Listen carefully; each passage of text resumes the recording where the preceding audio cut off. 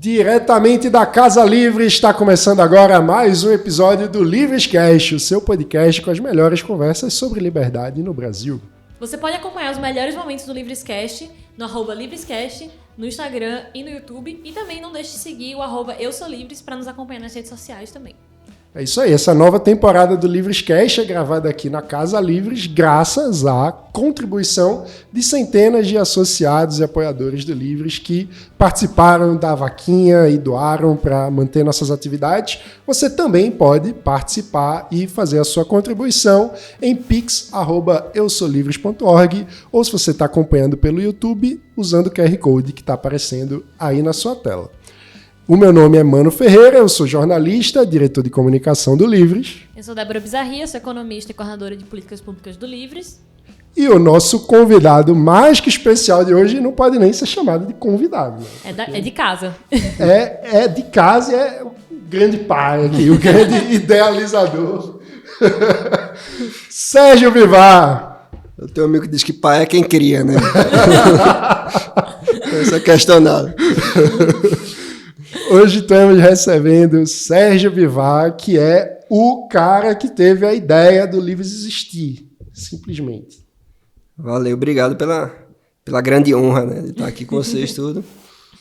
E também de pensar o Livres, né? Quando veio o convite, assim, tipo, realmente, assim, o primeiro tijolinho eu tava lá, né? Mas tanta gente passou aqui, né? Tipo, Felipe França, Fábio Osterman, né? Veio Mano, Carla, Diogo Costa, Paulo Gontijo, né? E o negócio foi, né? Acho que é um grande trem, assim, que vai se movendo aqui. Tem hora que a gente entra, sai, vai lá para trás, toma um cafezinho, uma cervejinha, né? Tem alguém pilotando. E é bom que cada vez está mais rápido, né? E indo mais longe mesmo. Né? Como é que é chegar aqui na Casa Livres agora e... Foi muita satisfação, né? Ver tudo que está acontecendo, ver as pessoas que estão se engajando, né? O conselho acadêmico, né? A produção do Livres. Tudo isso, assim, é uma coisa meio que inimaginável, assim, para aqueles primeiros momentos. Claro que o sonho também era grande naquela época, né? Era um sonho de ser partido político, né? E que acho que era um sonho até viável, né? Até que... Um meteoro entrou no nosso caminho. A gente vai falar sobre isso mais. E aí tirou a gente de órbita. Mas, assim, tudo tá valendo a pena, né? Acho que isso que importa. Muito massa. E eu acho que muita gente fica curiosa, assim, quem é Sérgio Bivar? Sim. Quem é Sérgio Bivar, Sérgio? Pô, não sei.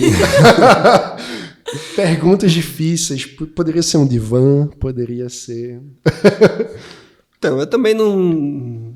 Nem profissionalmente eu sei me colocar, né? Eu estou há 3 anos aqui, eu estou focado num projeto específico, né? Que é uma Health Tech. Né? Eu sou da área de seguros, né?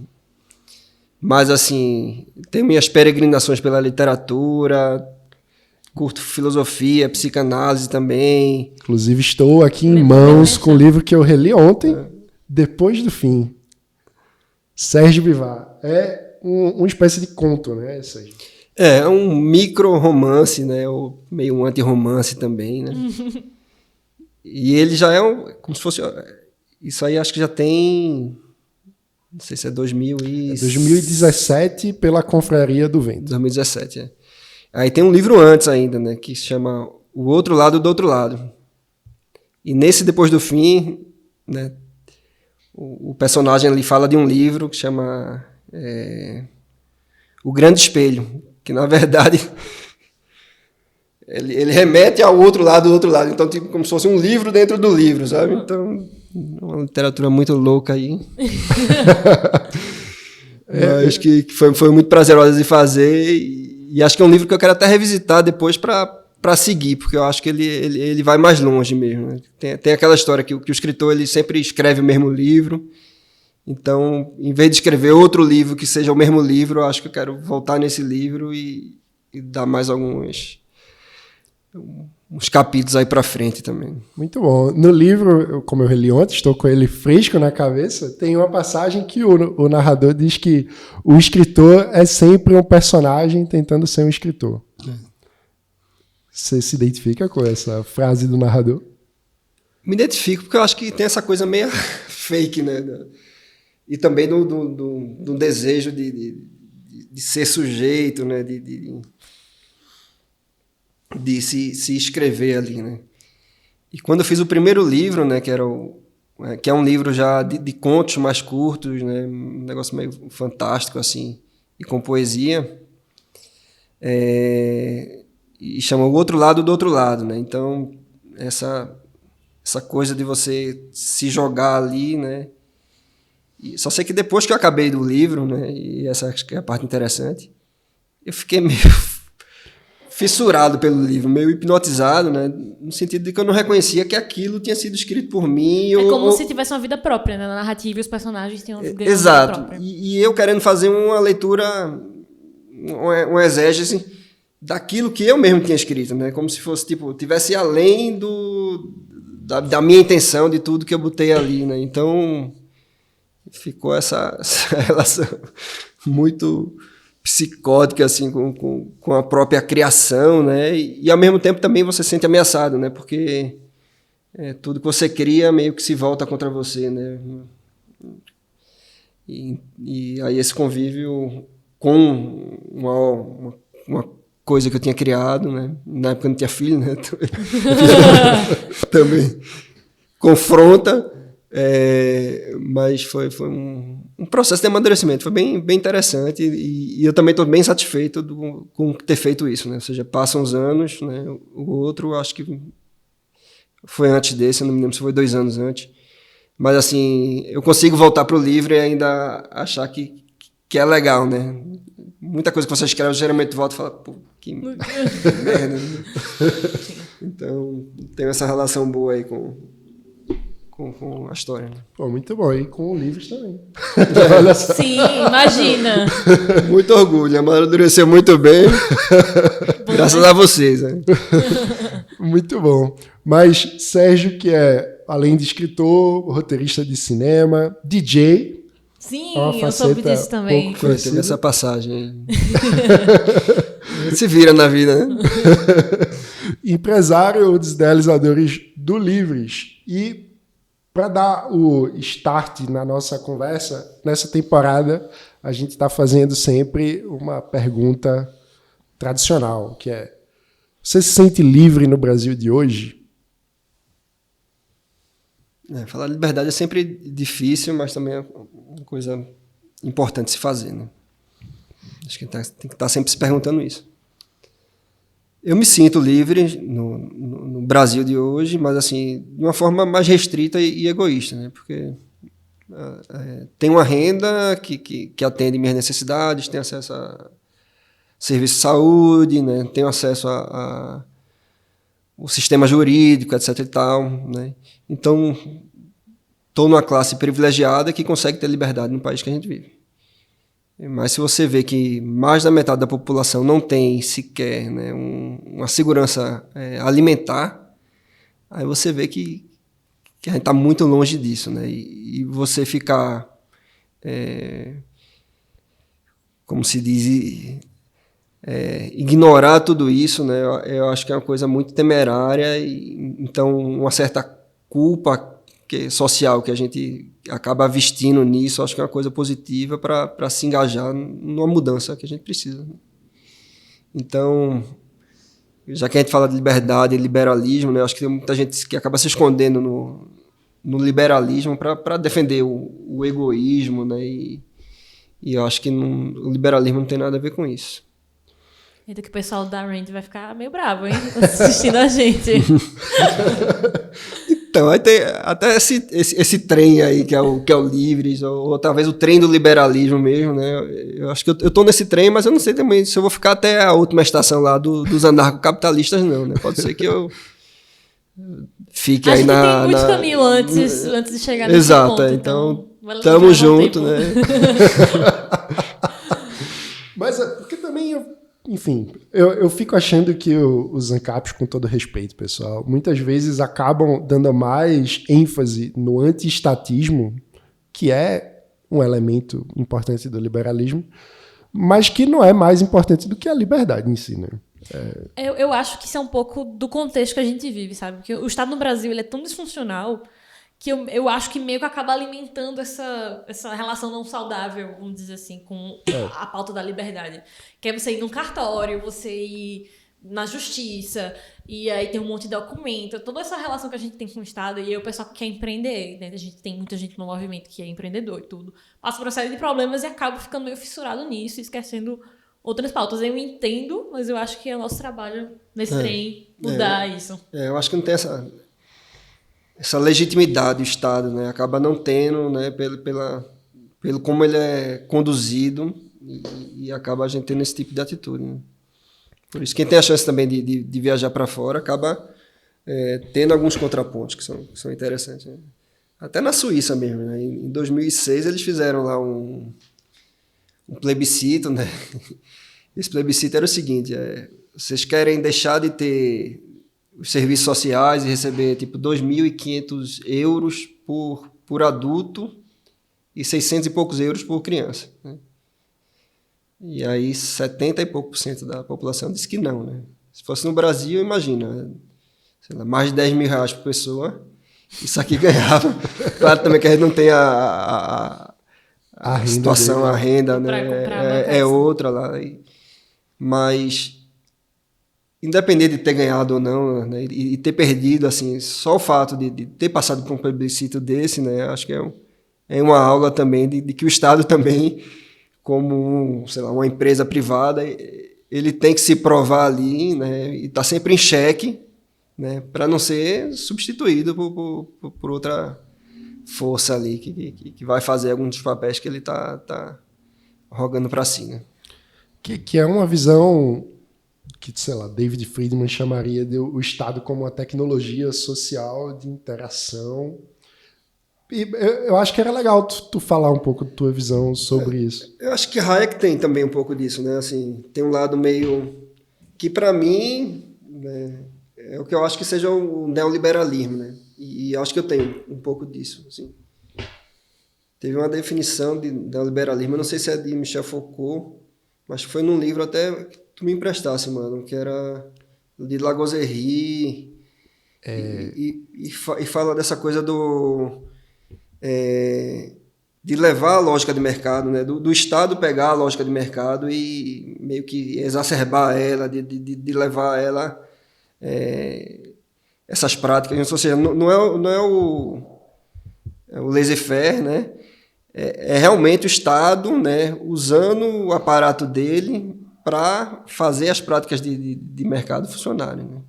Que acaba sendo também que rola, né? Assim, quando você tem o Inmetro, quando você tem Banco Central, quando você tem agências reguladoras, né, o próprio CAD, né?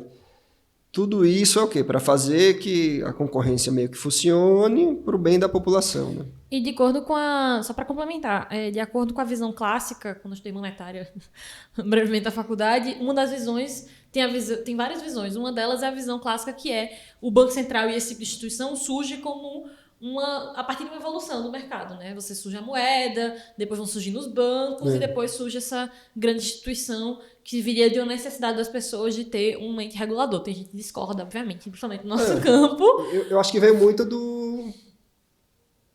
da Grande Depressão, né? Então, quando chegou a teoria keynesiana, acho que o Banco Central se tornou uma coisa meio mais importante. E aí começaram realmente a ter os bancos centrais, né? E se espalhar pelo mundo inteiro, assim, né? E aí Keynes funcionou bem, né? Se você pega Milton Friedman mesmo, né? Ou seja, Keynes atropelou até a década de 70, né? Funcionou super bem, né? A riqueza se multiplicava, a inflação baixa, juros baixos. E aí, quando chegou o momento de estagflação, né? Que era um momento que já tinha sido teorizado, né? Pelo próprio Friedman, mas aí chegou o momento ali, então, tipo, foi o momento do monetarismo, né? E Thatcher e Reagan, todo mundo escutou uma coisa, né, que já vinha sido trabalhada por Mises e Hayek em termos de filosofia, mas aí que encontrou um espaço mesmo quando o momento econômico se tornou propício, né, que aí o receituário lá keynesiano não funcionava mais, né? E, enfim, essa conversa, só um parêntese. O livro em questão é A Última Lição de Michel Foucault, né? Do Geoffrey Lagazneri. A gente bota nos créditos depois, na descrição do vídeo.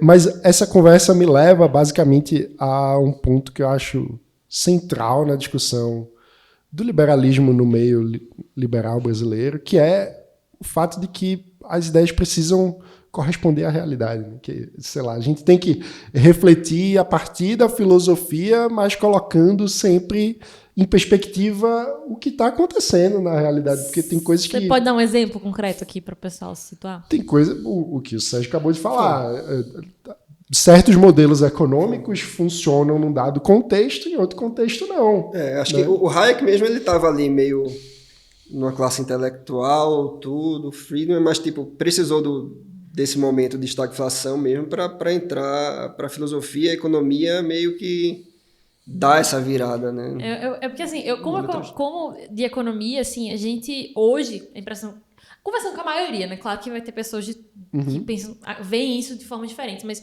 como a gente vê é que essas escolas ou esses ferramentais, eles são isso, eles são ferramentas. Você tem uma caixa de ferramentas e a depender da natureza da crise, a depender do que está acontecendo, você vai aplicar um ou outro receituário. É muito difícil hoje você ver um acadêmico sério defendendo assim, não, eu sou dessa escola e isso tá escrito em pedra e assim, e vamos morrer assim. Exato, e até porque se você tiver só com o martelo, tudo vai ser prego. Exatamente, então, exato. Você tem que ter uma caixa. Ou você vai ser um relógio parado, você vai ficar profetizando as mesmas Aí coisas. Vai ter uma hora que vai dar certo, mas todas as outras horas você estava errado. E você faz de conta que aquela anedota que provou seu ponto prova que você está certo sempre. Exatamente. Então, assim, é uma coisa que eu sempre falo para os jovenzinhos liberais que estão começando agora em economia, é sair um pouco disso e ler vários teóricos, conversar com o pessoal que está mais tempo na academia. A gente teve a Mari Piai aqui que falou muito sobre isso, então não tratar a economia como se fosse um time, tá? Você pode gostar mais de um ou outro, eu gosto muito de economia comportamental, por exemplo, mas não quer dizer que a gente não possa usar outras teorias e outras ideias. E eu acho que isso vai além da economia, né? Vale para as ideias como um todo, né? Exato. Enfim, as necessidades da sociedade vão se modificando com o tempo e isso vai modificando até a forma da gente pensar o indivíduo, né? De pensar o que é que nós somos. Tem até uma história interessante, assim, que acho que foi numa cidade dos Estados Unidos, assim, que amanheceu uma baleia gigante, estava assim, morta. Aí o pessoal, poxa, o que é que a gente vai fazer com a baleia? Né? Aí o pessoal descobriu, tem um explosivo aqui, há muito tempo que a gente tem esse explosivo, vamos explodir a baleia. Já que tem explosivo, né? Tipo, a fome com a vontade de comer, né? Tem explosivo, tem uma baleia morta, né? Taram o explosivo na baleia, explodiram a baleia, voou carne de baleia, destruiu o telhado de casa que estava não sei quantos centenas de metros. Né? Então tem que tomar cuidado, assim, que não é só porque você tem a ferramenta também que você precisa usar, né? Não, exato, você vai escolher a ferramenta adequada. Você pode empurrar a baleia para o mar de volta, você não precisa explodir a baleia. O porte de arma tem isso também, né? Essa questão a quantidade de arma em circulação, né? Eu acho que também o libertário também, ele não quer limite para isso, mas eu acho que tem que ser uma coisa, acho que tem que ter um caminho do meio aí para tudo, né? E tem que ser também sempre um caminho progressivo, porque pode ser que de menos seja ruim, mas o remédio, o veneno é a dose, né? Então tudo tem que ser conduzido de uma forma cuidadosa, né? Esse debate da sutileza tá muito difícil de fazer no Brasil, né? Eu acho que esse é o ponto. As pessoas ficam o tempo todo como se... então você... É capaz de alguém pegar esse trecho. Então o Livres é a favor ou contra as armas? É bom deixar clara a posição aí. Exato. Eu não falo pelo Livres, né? Eu falo por mim, né? E nossos compromissos falam em uma defesa, o direito à defesa justa e proporcional, que é de propósito aberto, né? Porque o que é esse proporcional, o que é o modo justo, vai variar de acordo com a circunstância e com a visão de cada um também. Exato. E o poder dialogar, né? Porque se não puder trocar também não há liberdade, né? Pois é. E aí isso me traz a um texto recente que você publicou no Crânia, que fala do momento de polarização que a gente está vivendo. Vamos colocar na descrição, mas que é o Seu Lunga Presidente. Muito bom. Conta um pouco da ideia desse texto. Não, Seu Lunga é muito popular no Nordeste. Eu não sei como é aqui em São Paulo, no Sul, se ele já chegou lá, né? Mas é aquela figura, né, do cara que é extremamente ranzinza, né? E de tão ranzinza que ele é uma figura engraçada, né? Não sei se dá para pescar alguma frase dele aí. Segundo Débora, ela conheceu... Não, eu não conheci. o pai dela conheceu o Seu Lunga em pessoa encarnada. Foi. Em Juazeiro do Norte, a gente morava lá quando era criança e ele, de fato, Existia, existiu. E tinha lá uma loja com as panelas. Mas muito que é atribuído a ele... Ele era grosso mesmo. Ele era o que a gente chama em Pernambuco de ignorante. Ignorante, né? Ignorante. Não é ignorante, não tem nem o I, é só ignorante. Que é pra o paulista ou outras pessoas que não sabem, é uma pessoa muito grosseira, né? Muito rude, né? A gente usa essa palavra aí. Mas continua o Seu Lunga. Então, aí acho que o comparativo que eu fiz, assim, e já foi uma coisa que veio da época da eleição de Bolsonaro mesmo, assim, né? De que ele é uma espécie de Seu Lunga, né? Que as pessoas veem aquela figura que tem uma grosseria, né? Mas que chega a ser autêntica. Caricata, autêntica, né? E que, no fundo, acaba sentindo uma empatia por aquilo, né? E eu fui tentar entender, assim, como é que a gente chegou nesse ponto, né? Tipo, porque tem o tiririca, né, que a gente elege, mas, assim, é por pura descaso mesmo, né? Acho que... É pela piada, não é pela piada mesmo, né? Mas, assim, o bolsonarismo não, ele é levado a sério mesmo, né? E aí eu vim nesse sentimento aí, quer dizer, no ressentimento, né? Acho que foi uma dose muito grande de ressentimento, né? Por conta, né, do Petrolão, né, do Mensalão, de tudo isso que aconteceu, né, foi criando uma onda forte de ressentimento, e essa onda de ressentimento meio que encarnou nessa figura, né, acho que deixou as pessoas muito de pavio curto, muito querendo soluções simples para problemas complexos, né, e incapazes de confiar, de estar aberta a um diálogo, né? de tudo estar querendo cancelar ou ignorando, né? O outro. Então, eu acho que o momento que a gente vive é esse, né? Um momento de ressentimento, né? E o irônico é que geralmente o ressentimento, né? A insatisfação, ela é um caminho, né, da oposição, né? Então, a oposição que tem que pintar um cenário de tá tudo ruim, uma desgraça, cola com os marajás, né, aquela coisa assim, porque ela quer virar o jogo e quer pegar o lugar, né? Então, geralmente a dinâmica é essa. Mas agora a gente vai ter o contrário, assim, né? Você tem essa onda de ressentimento, né, por causa de um antipetismo ainda lá que conseguiu se manter coeso, que vai estar lutando para ficar, mas não porque está bom, né, porque também tá ruim, né? Então é difícil entender qual vai ser a cena do próximo capítulo, né? Como é que esses afetos vão se comportar, né? E que é muito difícil, assim. Teve até uma frase, poxa, de um conservador bem famoso que morreu recentemente. Roger Scruton? Scruton. Que ele fala... Scruton tem um texto dele que ele diz que os regimes... Scruton diz, né? Scruton diz que os regimes totalitários, né, eles surgem, né, capturando um ressentimento ali, né, e dando como se fosse uma causa ali para aqueles ressentidos, né? Então, essa é a fórmula para um regime totalitarista, né, se viabilizar, né? E eu vejo muito isso. E eu vejo isso de um lado e do outro também, né? Que aí é um problema, né? Tipo, qual o menos ruim, né? Que a gente vai ter que encarar aí, né? Porque essa terceira via não conseguiu decolar, né? Não acho que vai decolar também. Mas essa distopia política aí que a gente vive. E eu fico pensando sobre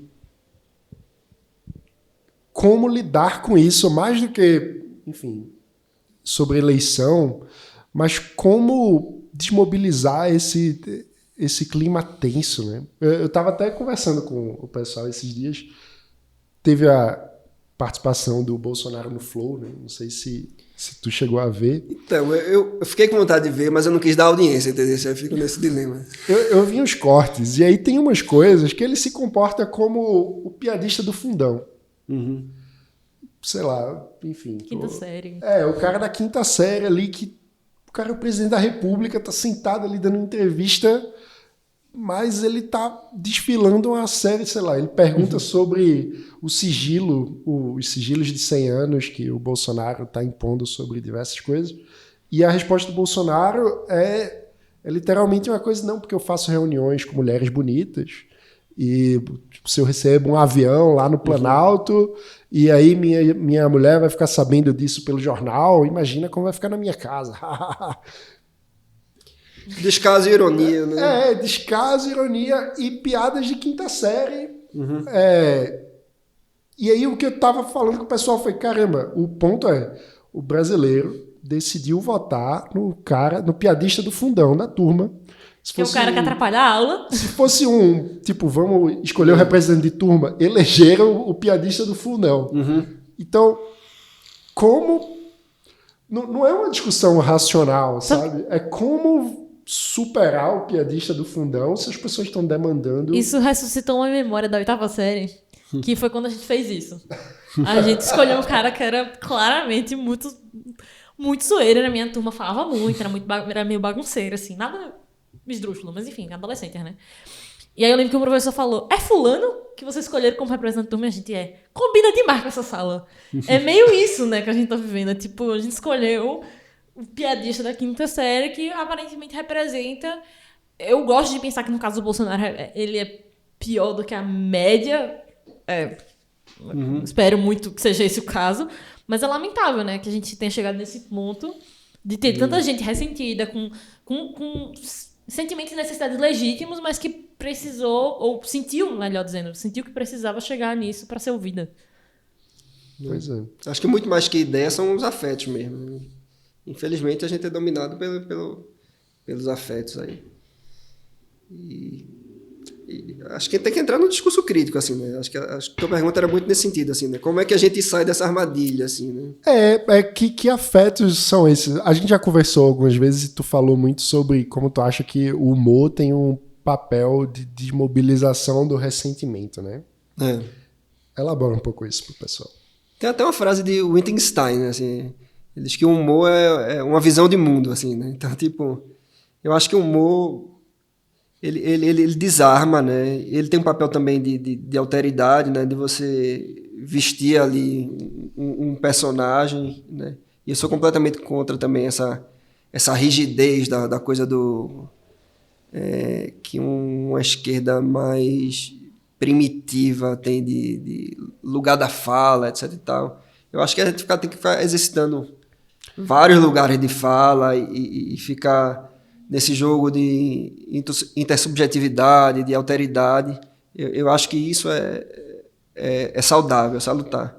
E o humor faz esse papel, né? Agora, o próprio humor tem mudado muito, né? Se você pega o humor, assim, tipo... Isso é uma coisa que a gente já está recebendo nos Estados Unidos, porque eu acho que essa cultura também já estava lá na frente, né? Dessas coisas todas, assim, do stand-up comedy, né? Então, tipo, eu sou negro, eu posso fazer piada de negro, assim, não tem... Eu sou judeu, posso fazer piada de judeu. Então fica essa coisa muito presa, né, numa identidade fixa, né? E se você vê, tipo, sei lá, vai ver no IBGE aí, eu acho que o palhaço de aniversário, ele não tá desaparecendo também, assim, né? Ninguém quer mais, né? A figura do palhaço que é meio genericão ali, que faz todo tipo de palhaçada também, ele se perde, né? Hoje em dia acho que tem mágico. Na festa das minhas filhas vai ter Now United, que é uma bandinha pop aí. Mas, assim, o humor também tá sendo enquadrado, né? E acho que é uma coisa ruim, né? E o que tu falou agora me trouxe um ponto curioso, que é um estreitamento das possibilidades do sujeito ser, né?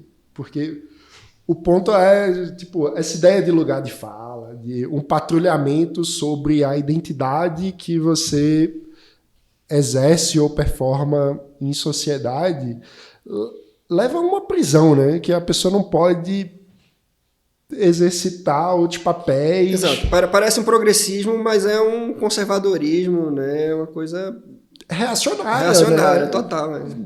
Tipo, como você vai ter novas experiências e, enfim, sair da caixa, inovar, se você não pode fazer nada fora do script.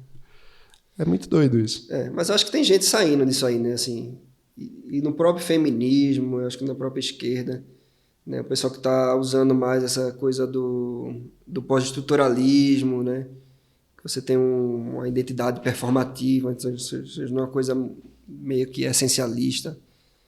Eu acho que isso aí traz um caldo bom também para sair dessa coisa mais das cavernas mesmo, né? Que você achar que você tem uma identidade fixa e que só você pode falar de si, né? Ninguém pode lhe criticar, ninguém pode fazer uma piadinha, ninguém pode fazer nada. Porque aí tá, eu acho que são dois lugares diferentes, né? Uma coisa é na internet, na TV, e outra é na mesa de bar, né? Eu sempre falo muito com o Mano que às vezes as pessoas que discutem de maneira mais calorosa assim na internet, xinga, rola aquela coisa. Quando você senta pra conversar na mesa de bar com a bebida, a atitude muda completamente. Então, às vezes, eu acho que são lugares diferentes. A pessoa exercita o ódio nas redes, nublada ali, protegida pelo escudo do anonimato, ou às vezes nem do anonimato, né? Às vezes só o escudo da distância. Da distância. Exato, que é um avatar seu ali, né? Que pessoalmente é muito difícil a pessoa segurar essa, né? E se ela fizer isso, até os amigos, as pessoas que aplaudiriam nas redes sociais iam dizer, cara, tu tá viajando, tu tá passando do limite. Exato, é como se fosse um joguinho de guerra, né? Exato, então assim, o que eu acho é que assim, são esses dois lugares. Vai ter esse lugar em que você tem que ficar meio que seguindo aquele script, se você se desviar vão lhe cancelar, mas tem a vida real, em que as pessoas têm outras relações e não tem muita paciência pra isso. Mas ao mesmo tempo, na vida real, tem uma pesquisa da Datafolha que mostra que metade da população, nesse ano eleitoral, decidiu que não vai falar sobre política. Eu acho que é porque as pessoas... eu acho que é porque as pessoas cansaram, sabe, é porque assim, né, aquela coisa, você não precisa ter a maioria da população sendo chata no almoço de família, basta ter um, que vai causar, né, ou dois, né, porque vai discutir os dois ali, de 10 pessoas basta ter dois. Mas isso é muito sério, né? Eu acho. Metade do eleitorado, no ano eleitoral, diz, eu não vou falar sobre política porque... Eu confesso que eu gostaria também não falar de isso política. Eu tô aqui, né, meu trabalho. Acho que é porque cristalizou também as posições, né? Cristalizaram as posições e o que tem aí disponível para você simbolizar a sua opinião também não está atendendo, né? Não inspira vontade de conversar, né? É triste isso. E enfim, aumenta a nossa missão aí de fazer com que as ideias importem mais do que as personalidades, assim, eleitorais. Exato. Né? Do que os fetiches, né? Pois é. Porque não é nem uma... Porque quais são as ideias encarnadas? Muitas, sei lá, eu acho que uma figura como Lula encarna ideias, como a gente conversou com o Idelber outro dia aqui no Livescast, e encarna ideias opostas entre si, né? A mesma figura tem gente que projeta nele o Lula 1, tem gente que projeta nele o Lula 2. E ele é o que você quiser que ele seja. E eu vou falar aqui do Bolsonaro...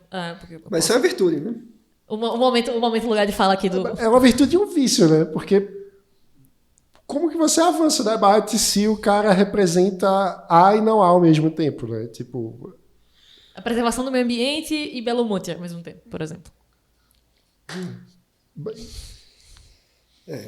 E o Bolsonaro vai no outro extremo. Não, né? eu usar o exemplo do Bolsonaro no seguinte. Bolsonaro é católico nominal, mas muitos evangélicos que eu conheço, e a gente vê pelos dados, apoiam Bolsonaro como grande defensor dos crentes no Brasil, que é um negócio que eu tenho dificuldade de entender como uma pessoa que fala tanto palavrão, que se comporta da maneira que se comporta, que fala que usa o apartamento para comer gente, representa os valores, sabe? Dessas pessoas que, se fosse qualquer outra pessoa, diriam que os caras não representam a gente. Então, eu acho que esses dois casos, tanto o Lula e o Bolsonaro nesse sentido, eles encarnam em si ideias opostas também. Encarnam ideias opostas. E aí a gente fica empurrado ali, né? Eu queria fazer um disclaimer também que eu não vou votar em Lula, não. Eu só gosto de fazer essa análise assim porque eu quero entender onde é que isso aí vai dar em termos eleitorais. Né? Enfim, porque eu entendo que tem um lado virtuoso de construir uma conciliação entre apostas, né? O problema é que é preciso explicitar os termos dessa conciliação, senão o risco é gerar frustração de todos os lados, que eu acho que é um pouco o que aconteceu, né? Mas assim, acho que o caminho dele é esse, é do afeto, né? Tipo, qual o afeto que vai reinar, né? O afeto do Lulinha Paz e Amor, né? Que eu não sei se no fundo lá ele tem os ressentimentos dele também. O cara ficou na prisão ali um tempo, né? A gente sabe que, sei lá, Mandela fez bem para ele, assim, no sentido de tipo, né? O cara é um santo mesmo, né? E usou aquilo para refletir. Claro, a prisão dele era injusta, então tem que fazer a comparação de forma devida, assim. A prisão injusta que Sérgio está se referindo é do Mandela. Do Mandela, exato. Mas pronto, outro exemplo, né? A monja Coen, né? Que é uma figura pública famosa assim, né? Uma monja budista brasileira.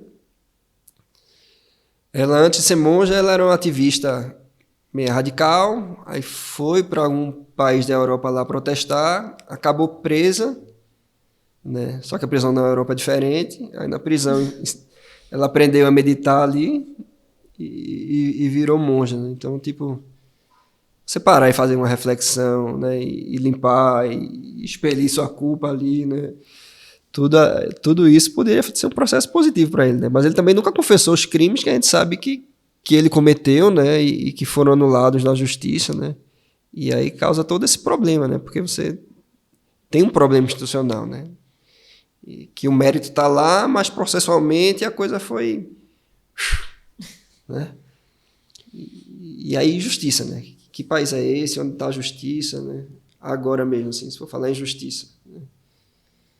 Foi ontem no UOL, eu vi a matéria do um cara que era motorista de ônibus, bateu num carro,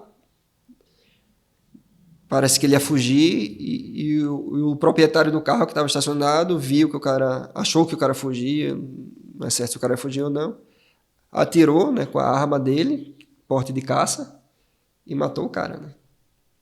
Aí esse cara que matou, né, foi na delegacia com o advogado, levou tipo as 3 armas que ele possuía, entregou ao delegado e vai responder o crime em liberdade, né? Então, você tem um cara que foi assassinado por bater no carro, né? E outro cara que cometeu um homicídio e está livre, né? Então, quando você começa a mexer com essas coisas de justiça, né, das instituições, tudo, você começa a deixar o país muito louco mesmo, assim, né? Você não você tem essas figuras que são populistas, né? Que são seguidas aí por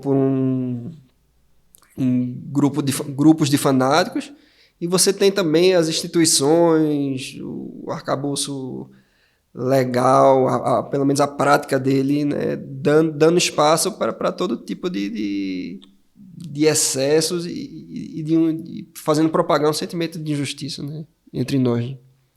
E essa assimetria, né?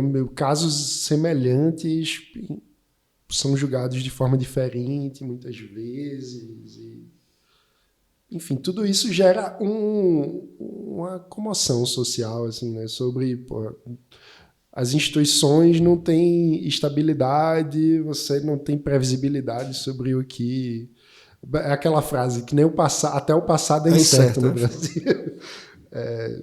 É complicado isso. Exato. Então, a pergunta inicial lá, né? Você se sente livre no Brasil? Sim, mais ainda, né? Tem essas coisas todas, né? Que dá um medo, né?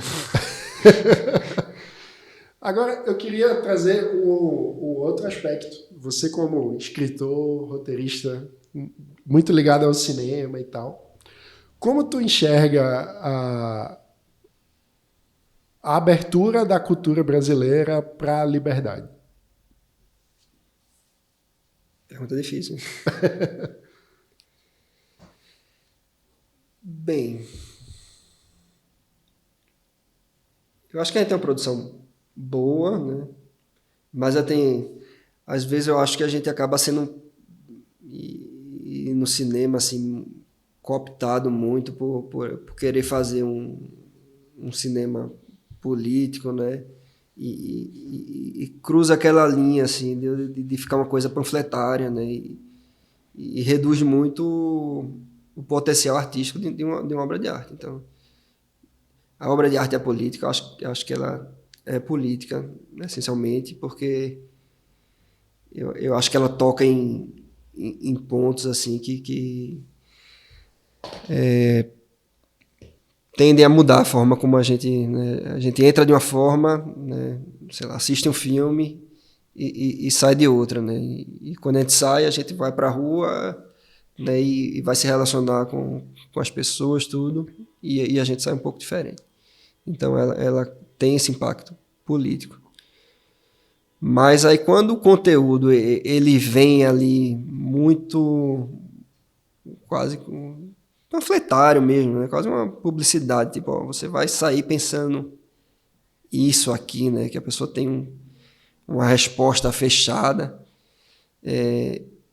Eu acho que o artista ali ele não está cumprindo um papel, né, de artista no sentido que eu acho que o artista deve ser, né?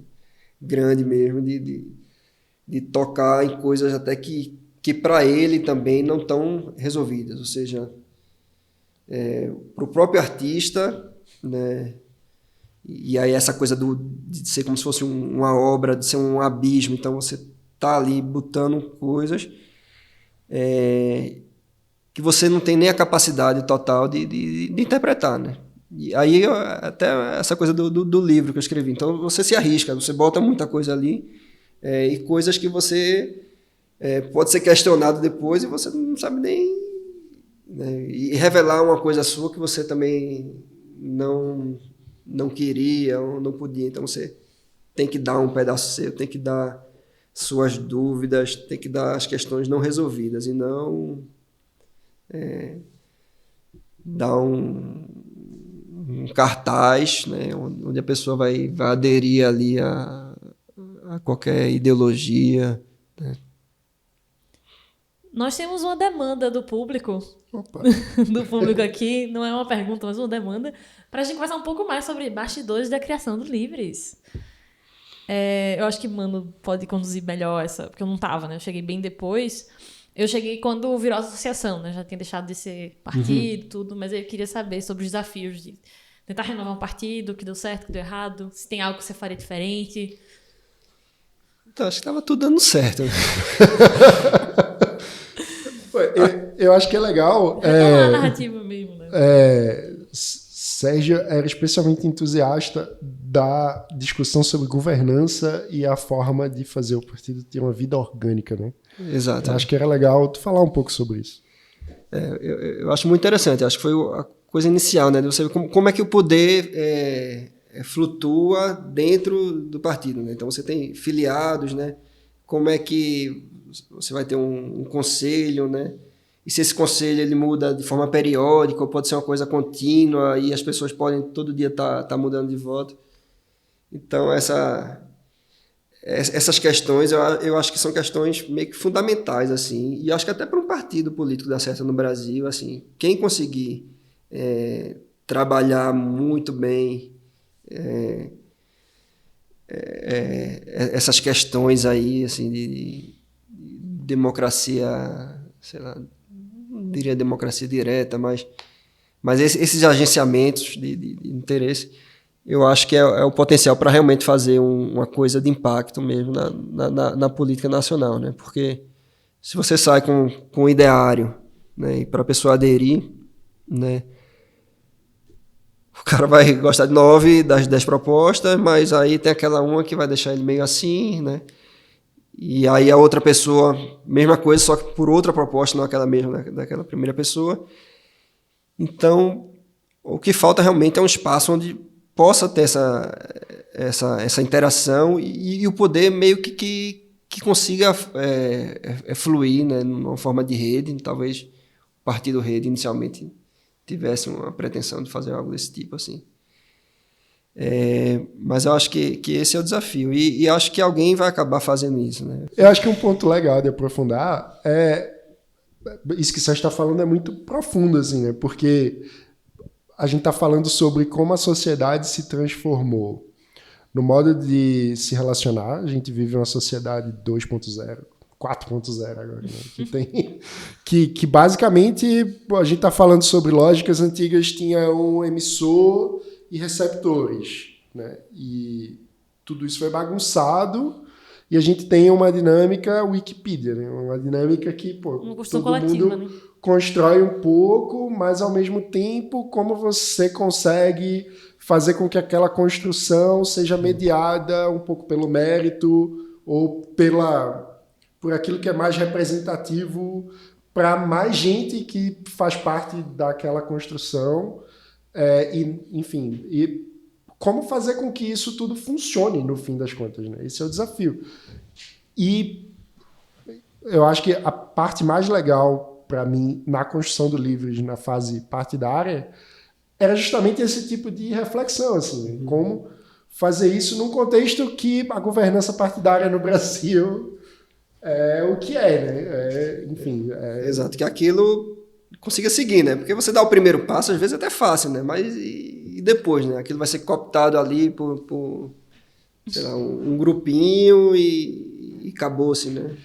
Ou até para pegar a experiência do PT, que nos anos 80 parecia ter uma vida orgânica de tendências que debatiam, e de repente, ao chegar ao poder, a coisa virou uma religião do Lula, e sem contestação, sem... Não, e é unânime, né? Os jornalistas, o pessoal que comenta política fala que o lulismo é maior do que o petismo. Então você tem uma personalidade que é muito maior do que qualquer coisa, do que o partido jamais vai ser. Quando devia ser o contrário, né? E aí, justamente, como que você consegue fazer com que um partido ou um grupo político, de fato, seja a representação de uma parcela expressiva da sociedade, que se sinta parte, que realmente construa aquilo, para aquilo se expressar nas instituições do Estado de uma forma coerente. Enfim, o Sérgio tinha... Eu acho que uma das coisas também é os filiados pagarem, né? Bancarem, assim. Essa coisa do fundo partidário eu sou completamente contra. Eu acho que ele, na verdade, transfere para o Estado, né, um papel que era para ser do cidadão, né? Um direito até do cidadão de suportar e fazer com que as instituições partidárias elas têm essa autonomia, né? Porque é o filiado que banca, então ela vai responder ao filiado, né? E o filiado vai poder exigir dela, né, que seja assim, seja assado, que o candidato tenha adira à cartilha, né, e por aí vai. Então, eu acho que esse é um fundamento, né, de quem está suportando, quem está bancando. Mas, claro, acho que também não pode ser uma coisa... acho que mandatos... Acho que tem que ser uma coisa dinâmica mesmo, para ser uma coisa viva e ninguém ter espaço garantido, né, para sempre. Aí não. Muito bom, mas você queria saber mais o quê? Dos bastidores? Não, isso aí foi demanda do público. Demanda do público. Mas, nesse processo, de maneira bem objetiva, o que você mais gostou nesse processo de criação do Livres, o que você teve mais dificuldade e se tem algo que você teria feito diferente? Não, acho que o caminho que a gente estava fazendo assim, era um caminho bom, né? Acho que tinha um pragmatismo, tinha muito diálogo, era uma coisa que entusiasmava, né? Eu me lembro que no começo a gente pegou muita gente que estava frustrada com o Novo, né? Que tinha tentado fazer o Novo funcionar no Ceará, no Rio Grande do Sul e outros estados, mas tinha sido brecado porque parece que na versão 1 do Novo, até para panfletar, você tinha que pedir autorização, né? Então, era liberal meio para fora, né? Mesmo se abstendo também das questões de comportamento, mas como estrutura partidária ele era super rígido, né? Mais rígido do que qualquer outro, né? Claro, pensando na questão ética, tal, assim, a intenção era das melhores. Mas eu acho que isso matava qualquer verdade, vida, né, organicidade que uma estrutura dessa precisaria, né? Que acho que tem que ser uma coisa viva. E para isso você tem que dar um espaço para as pessoas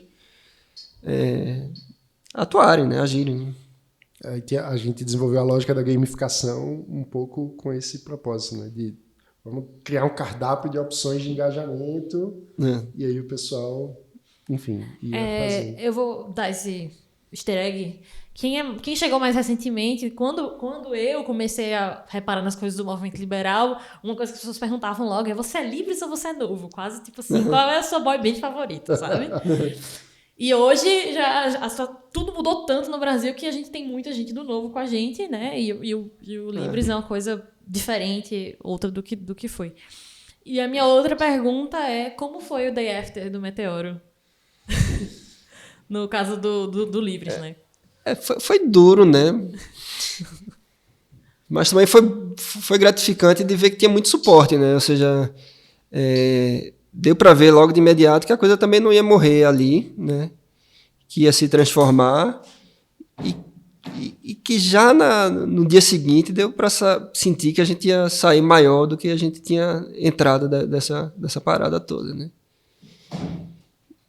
E quanto mais o tempo passou também, mais isso foi se provando também, porque mais verdadeira, né, mais consciente. Você vê o nível de consciência que a gente tinha naquele momento também, quando decidiu desembarcar, né, do projeto bolsonarista. Né? Então... E aí eu devo fazer o adendo que todo o processo de desembarque começa com a carta que o Sérgio escreveu e passou para os grupos internos. Foi. E aí chegou no Estadão, né? Exatamente. E é meia... Não tenho aqui agora, assim, mas inclusive, acho que nesse ano, no começo do ano, quando ela fez aniversário, em janeiro, ela foi republicada nos jornais, aí... Tá bem atual ainda, né? Infelizmente. Nessa era melhor estar errado. Né? Era melhor você estar errado. A carta já adiantava que Bolsonaro surfava na demagogia e que não era possível, enfim, confiar nas intenções liberais nem na economia, dado o histórico de votações dele. Que era populista, né? Com ares messiânicos. Né? Exatamente. Isso é fácil que tá no sobrenome dele. Tá no nome dele. Muito bom. Acho que tem que fazer uma análise psicanalítica ali da mãe, né? De botar o nome Messias no filho. Messias. E aí, você como protestante? Eu não gosto de nada disso. Eu não gosto desses desenvolvimentos assim. Lidar com um Messias, um político, para mim isso é absolutamente, sei lá, impensável, além de ser prejudicial para a própria vivência religiosa, né? Enfim, lamentável. Falando em vivência religiosa, quando você estava falando do processo com Mandela e tal, tinha me vindo aqui para puxar o fio e eu acabei deixando passar, mas queria retomar agora. Fala um pouco da tua espiritualidade. Para quem não sabe, Sérgio é adepto de retiros de silêncio. Eu gosto de fazer um retiro de silêncio de 10 dias, né? Que eu fiz algumas vezes na Floresta Negra. E, de fato, são 9 dias, né? Que no primeiro dia você fala, depois você passa 10 dias de silêncio. E é super interessante mesmo, assim. É uma tortura, né? Acho que até o 4º, 5º dia você fala para si mesmo, né? O pensamento, assim, por que é que eu vim aqui, né? Como é que eu fujo disso? Mas, assim, é um processo de limpeza muito grande, né? Porque você fica, de fato, convivendo com seus próprios pensamentos, né? E você tende a parar de rebater eles, né? E aí você deixa ele sozinho, senão você vai descolando disso e a mente vai acalmando mesmo. Então, eu não vou para uma coisa dessa, assim, pelo que eu vou sentir lá. Acho que eu não tenho essa grandeza que muita gente vai, né? Porque geralmente tem professor de yoga, né? Vai muita gente, tipo, da terceira idade mesmo, de 60 e poucos anos, 70.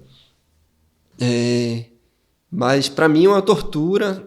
Só que quando eu saio de lá, assim, parece que eu rejuvenesço, assim, uns 10 anos, né? Perco uns 3 quilos, porque eu não gosto de comida indiana, né?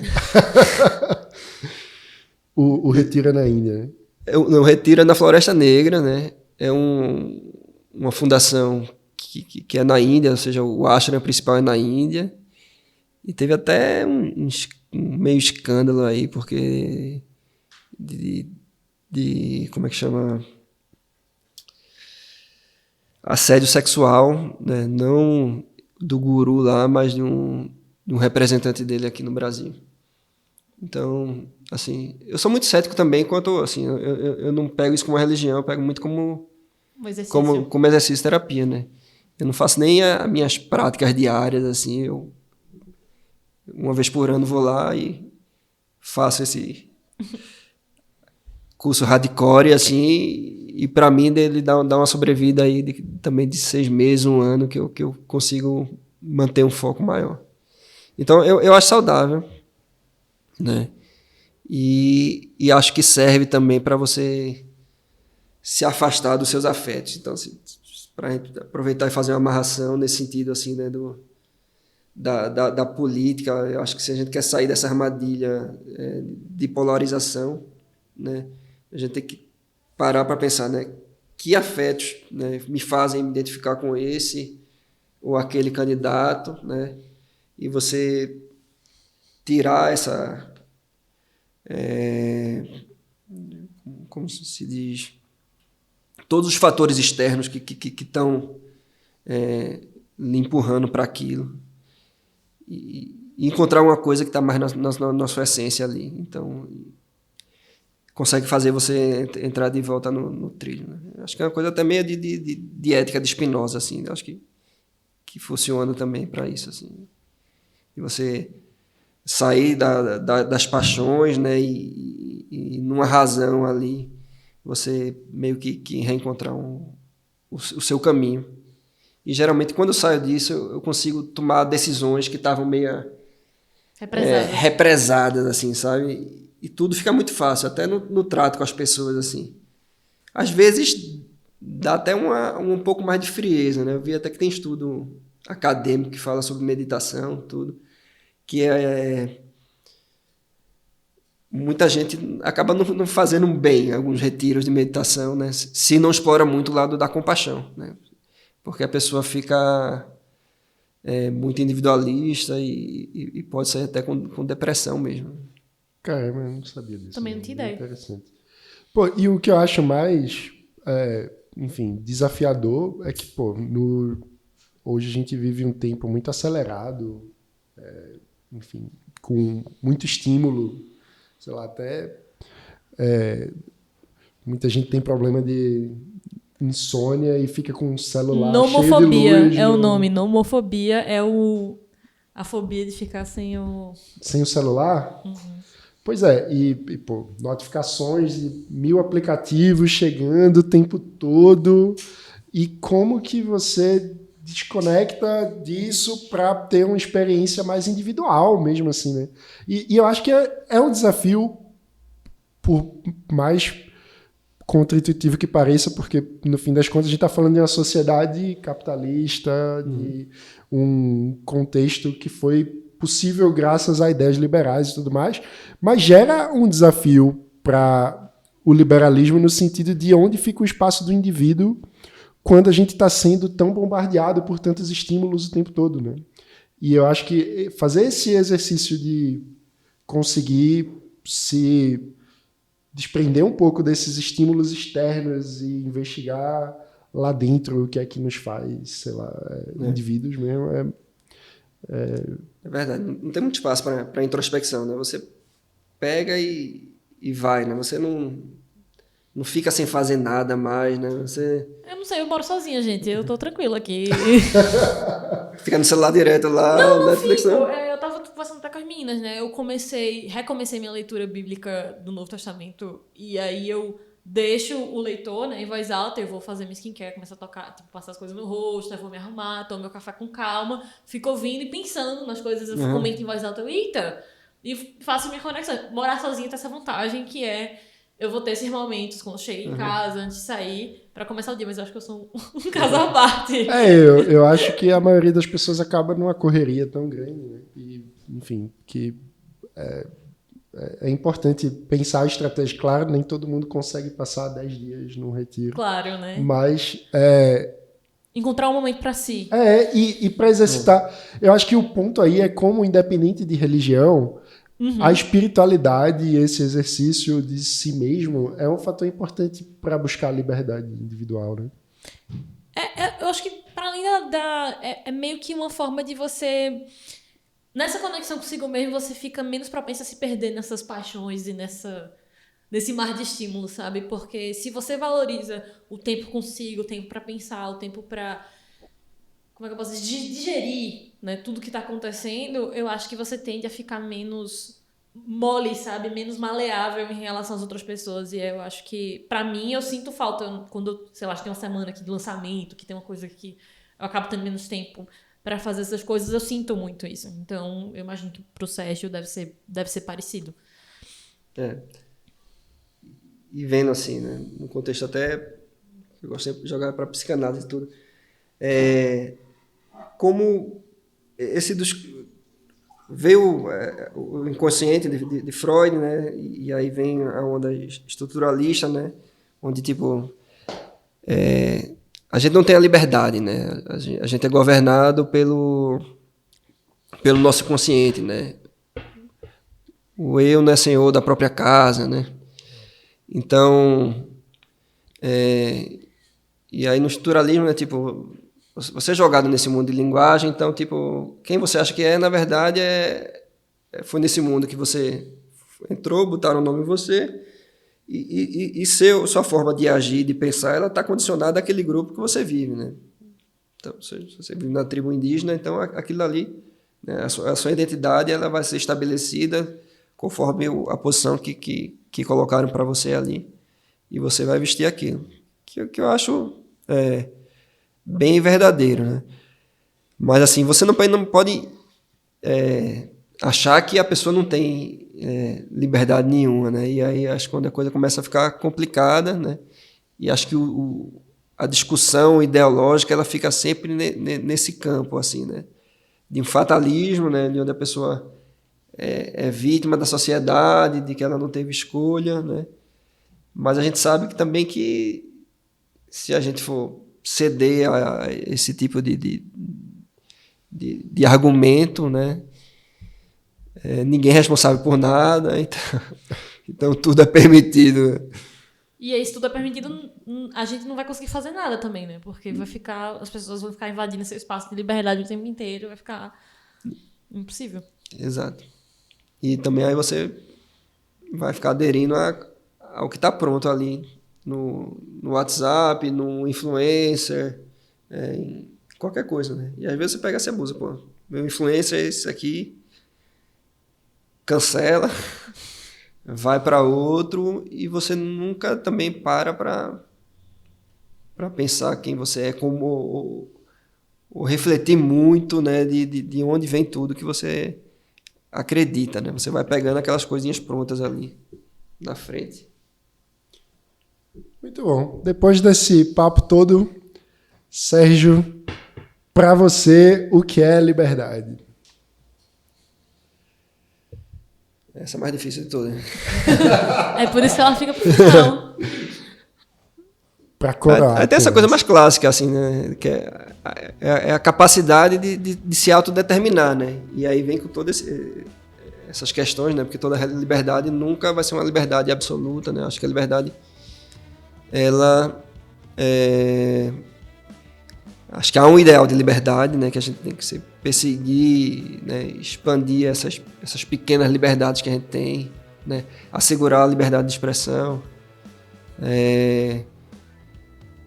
e está sempre expandindo. Então, para mim é uma coisa que é relativa, mas que está ligada também à felicidade, né? Então, não é aquela liberdade de Sartre, existencialista, de ser uma condenação, né? Estamos condenados a ser livre.